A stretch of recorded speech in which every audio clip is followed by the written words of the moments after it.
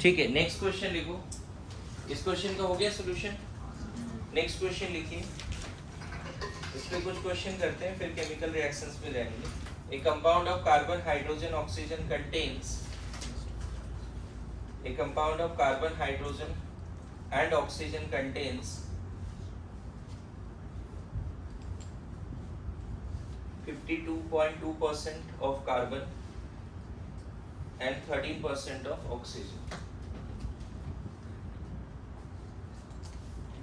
A compound of carbon, hydrogen and oxygen contains carbon तुम्हारा 52.2% है, hydrogen 13%। तो oxygen का परसेंटेज निकाल लेना, दिया नहीं है आपको। Determine empirical formula of compound. Determine empirical formula of the compound.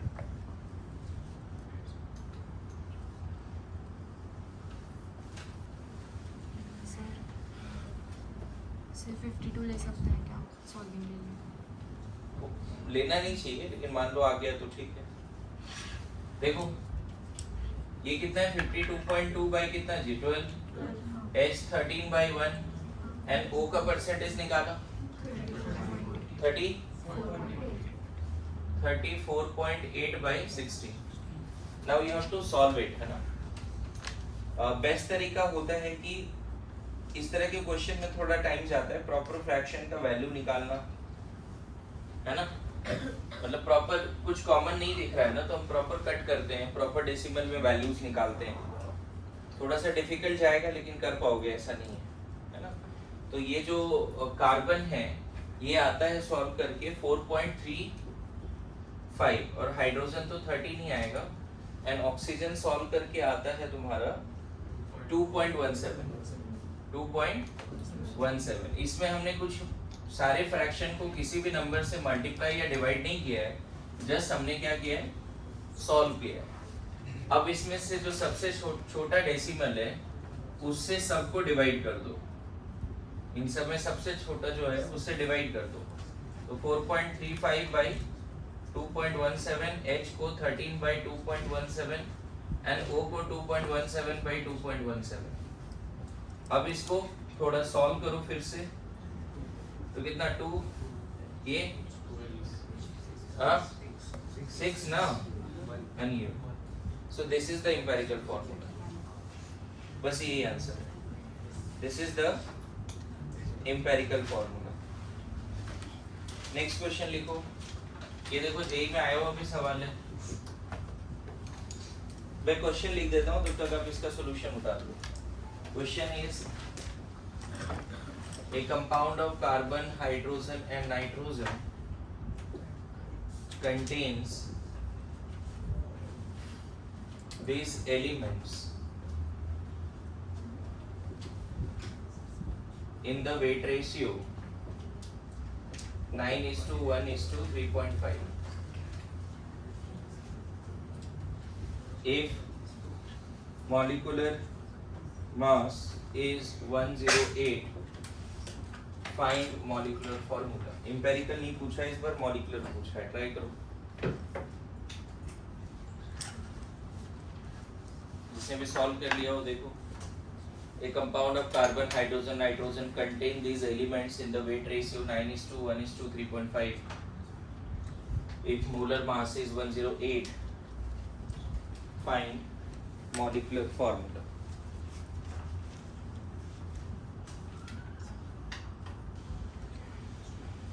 देखिए लास्ट क्लास बताया था, अगर वेट रेशियो दिया हो तो उसी को वेट मान सकते हैं, है ना। ये क्वेश्चन हो गया सबसे।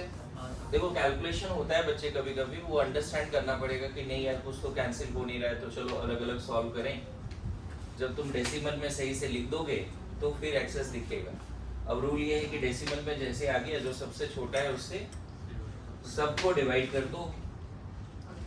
हो सकता है यहाँ सबको डिवाइड करने का कहीं पे 1.5 आता, कहीं 2 आता, कहीं 3 आता, तो फिर से 2 से मल्टीप्लाई भी करना पड़ता है। क्वेश्चंस करेंगे तो ऐसे केसेस मिलेंगे, है ना, 2 से फिर मल्टीप्लाई भी करना पड़ता है। ये देखो, ये जो क्वेश्चन अभी दिया है ये जेईई मेंस वगैरह में आया हुआ सवाल है। इनफैक्ट मुझे ठीक से याद नहीं, लेकिन जेईई एडवांस में भी आया हुआ सवाल है। तो क्या है, कार्बन है, हाइड्रोजन है, ऑक्सीजन, नाइट्रोजन है, यही है, बोलो। नाइट्रोजन तो कार्बन कितना है 9/12, डायरेक्ट उसको मास मान लो, जो रेशियो है उसको क्या मान लो, मास मान लो। हाइड्रोजन कितना है 1/1 और नाइट्रोजन 3.5/40। अब मुझे फिर से लग रहा है कि आपस में ही कैंसिल तो होता हुआ दिख रहा है, तो सॉल्व, आपस में सॉल्व कर दो।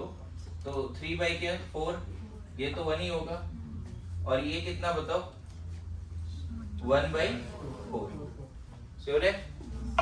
अब फर्दर आपस में सॉल्व तो नहीं होगा, लेकिन अब पता चल रहा है कि सबको 4 से मल्टीप्लाई कर सकते हैं सारे फ्रैक्शन को, तो सबको 4 से मल्टीप्लाई कर दो।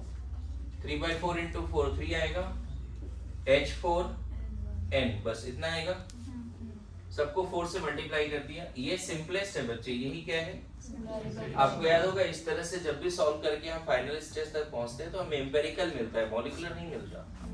हमें क्या मिलता है, एम्पिरिकल मिलता है।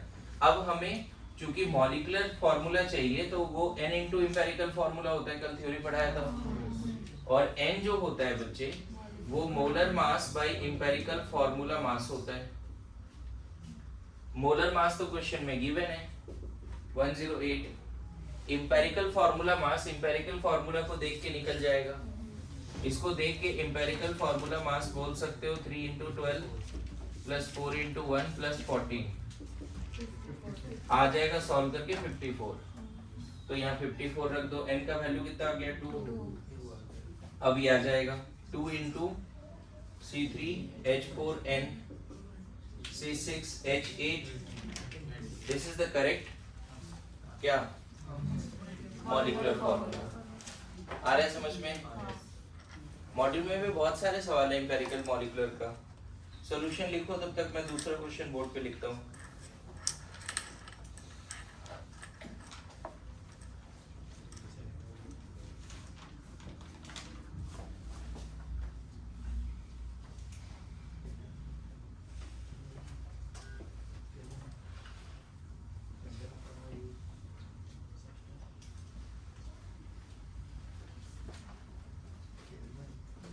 Next question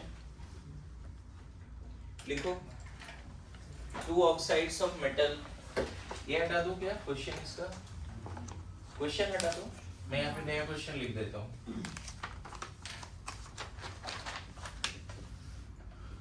2 oxides of metal, 2 oxides of same metal contains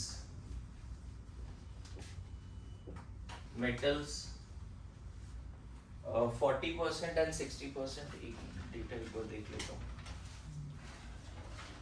50% and 40% respectively, 50% and 40% respectively. If empirical formula of first oxide is MO, find empirical formula of second oxide. Find empirical formula of second oxide. This is the question.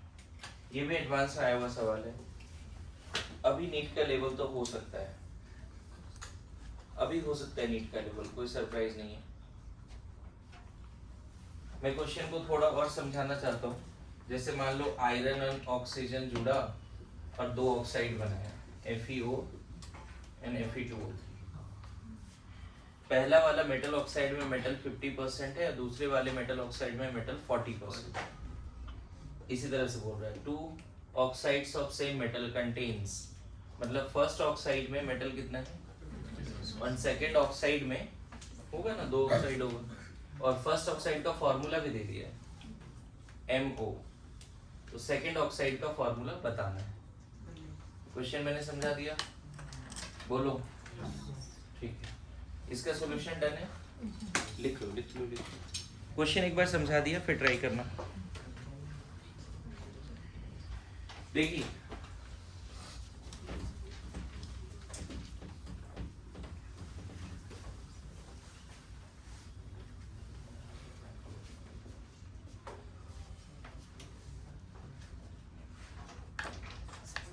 देखिए ये तब solve होगा जैसे first oxide में हमें पता है कि मेटल और ऑक्सीजन है, ये 50% है तो ये भी 50% हो गया, है कि नहीं? तो पहले फर्स्ट ऑक्साइड का हम एम्पिरिकल फॉर्मूला निकालते हैं बाय रूल। 50% बाय इसका मोलर मास मान लेते हैं x, and oxygen 50% bye there molar mass होगा, बोलो। और हमें पता है कि ये सॉल्व करने के बाद कहाँ पहुंच जाता है, MO। कहाँ पहुंच जाता है, सिंप्लीफाई होके। इसका मतलब ये वैल्यू 1 है या दिस बाय दिस 1 है, वो बताना है। क्या ये डायरेक्टली 1 है, क्योंकि देखो यहाँ पे m का कोफिशिएंट क्या है, 1 आया, तो क्या डायरेक्टली 50 बाय x 1 है, या फिर दिस बाय दिस 1:1 है? लोग यहाँ पे ये गलती करते हैं, डायरेक्टली इसको 1 मान लेते हैं। अगर तूने इसको 1 मान लिया तो ये भी तो 1 हो जाएगा, क्योंकि वहाँ ऑक्सीजन 1 दिख रहा है। और क्या 50/16 1 होगा? मेरी बात समझते हो? जब ये सिंप्लीफाई हुआ, इसका मतलब इसका रेशियो और इसका रेशियो 50/x डिवाइड बाय क्या, 50/16, दैट इज इक्वल टू 1/1, क्योंकि यहाँ 1 दिख रहा है। मेरी बात समझ में आ रहा है जी? तो डायरेक्टली ये नहीं मानने कि x 50 है, क्योंकि यहाँ 1 दिख रहा है, ऐसा नहीं है। क्लियर है? बोलो। तो x का वैल्यू कितना आया यहाँ से, 16। कितना आया, 16। अब बात करते हैं सेकेंड ऑक्साइड का। सेकेंड ऑक्साइड में भी M और O है, ये 40% या 60% क्वेश्चन में दिया हुआ है। सेकेंड ऑक्साइड में मेटल है, ऑक्सीजन है, तो हम फिर से लिखेंगे मेटल कितना, 40/16, क्योंकि हमें मेटल का मोलर मास फर्स्ट ऑक्साइड के एम्पिरिकल फार्मूला से निकल गया। इस क्वेश्चन में बस यही ट्रिक था कि फर्स्ट ऑक्साइड से मेटल का मोलर मास निकाल लो, और इधर कितना लिख दोगे, ऑक्सीजन 60/16। तो मुझे लगता है 16 कैंसिल कर सकते हो, और 20 से भी कैंसिल कर सकते हो। 20 यहाँ 2 यहाँ 3, तो डायरेक्ट क्या ऐसे लिख सकते हैं क्या, M2O3? यही सही आंसर है। क्या मैं सॉल्व कर दूं ये सही से, या समझ गए कि नहीं सर? ये तो हम इतना लिख लेंगे, दोनों जगह पे 16 से मल्टीप्लाई करो और दोनों को 20 से डिवाइड करो। सेम नंबर से दोनों फ्रैक्शन को मल्टीप्लाई डिवाइड कर सकते हैं, मैंने कल बताया था फ्रैक्शन में कैसे काम करते हैं। तो 16 से दोनों को मल्टीप्लाई करो, दोनों को 20 से डिवाइड करो, आ जाएगा ये। बोलो, समझ गए? देखो तुम लोग देख रहे होगे, ऐसा कोई रस नहीं है, 5 क्वेश्चन 10 क्वेश्चन हर टॉपिक में कराना पड़ता है, तब जाके वो टॉपिक में कमांड होता है। मैं चाहता हूँ कि सिलेबस कंप्लीट करना है जल्दी से, तो चलो छोड़ते हैं, डायरेक्ट आते हैं दूसरे टॉपिक। लेकिन पहले इसका क्वेश्चंस कुछ डिस्कस करेंगे, उससे कंसेप्ट बनेगा, ठीक है? बहुत सारे क्वेश्चंस मिल जाएंगे इसके एम्पिरिकल मॉलिक्यूलर के। कोई और क्वेश्चन मॉड्यूल का जो एम्पिरिकल मॉलिक्यूलर का डाउट है, नहीं बना हो? एक्सरसाइज 1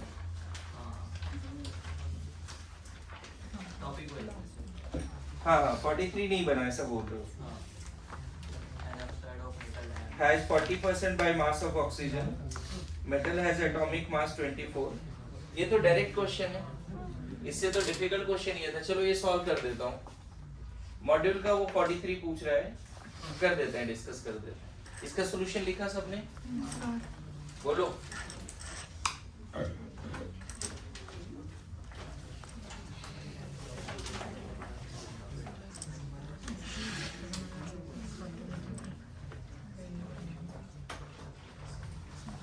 आगे बढ़े। देखो क्वेश्चन ऐसा है कि मेटल ऑक्साइड है, इसका तुम्हारा 40% दिया हुआ है, और इसका मास भी, मेटल का मास भी दिया हुआ है 24। तो एम्पिरिकल फार्मूला निकालना, इतना सिंपल सवाल है। तो ये 40 है तो ये 60 है, तो M 60/24, O 40/16, ये तो करना था। अब इसको सॉल्व करोगे, आ जाएगा आंसर। बोलो, any more question from module 41 तुम शायद लेट आए बच्चे, क्लास में डिस्कस हो गया है ना। चलो ठीक है, नेक्स्ट टॉपिक में बढ़ते हैं हम लोग। डन? और क्वेश्चन सॉल्व कीजिए, डाउट होगा तो मैं बताऊंगा। क्या ऐसे भी कर सकते हैं? हाँ सही है, कोई दिक्कत नहीं। ये कैसे लिख दिया 50-50% मतलब? हाफ हाफ समझ ही नहीं रहे। 50% बाय मास है तो हाफ एटम कैसे हो जाएगा? ये 50% मेटल का मास है और ऑक्सीजन का मास ये है। हमें मोल का रेशियो लेना होता है, तो जो मास है उसको मोलर मास से डिवाइड करना ही पड़ेगा इंडिविजुअल एटम के।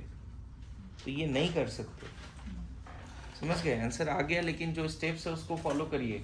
क्या स्टेप्स है? परसेंटेज को मोलर मास से डिवाइड कीजिए एंड देन सॉल्व कीजिए, क्योंकि हमें एम्पेरिकल फार्मूला में मोल्स का सिंपलेस्ट रेशियो लेना होता है, मास का नहीं। क्या समझ गए? देखो कुछ लोगों को सच में ऐसा डाउट आ रहा है, आंसर मिल जाता है किसी भी तरह से, इसको हटा दें, है ना? तो एक चीज समझो, तुम जो कर रहे हो आंसर लाने के लिए नहीं, स्टेप बाय स्टेप करना है फिलहाल के लिए। ये 50% है तो ये भी 50% है, तो ऐसा नहीं बोल सकते कि ये हो गया। मैंने शुरू में बोला है कि हमें मोल का रेशियो लेना पड़ता है, ना कि मास का। तो जो परसेंटेज दिया हुआ है उसको डेफिनेटली डिवाइड करना पड़ेगा हमें किससे? m के मोलर मास से और o के मोलर मास से, डायरेक्ट नहीं कर सकते। क्लियर है? और कोई डाउट? सर वो 47 में वो 42% का 4.2% होना चाहिए ना? क्या 47? 47 में कार्बन 42% दे रखा है, 4.2 होना चाहिए ना? कार्बन 70.6% है ना? सॉरी, हाइड्रोजन 42 दे रखा है।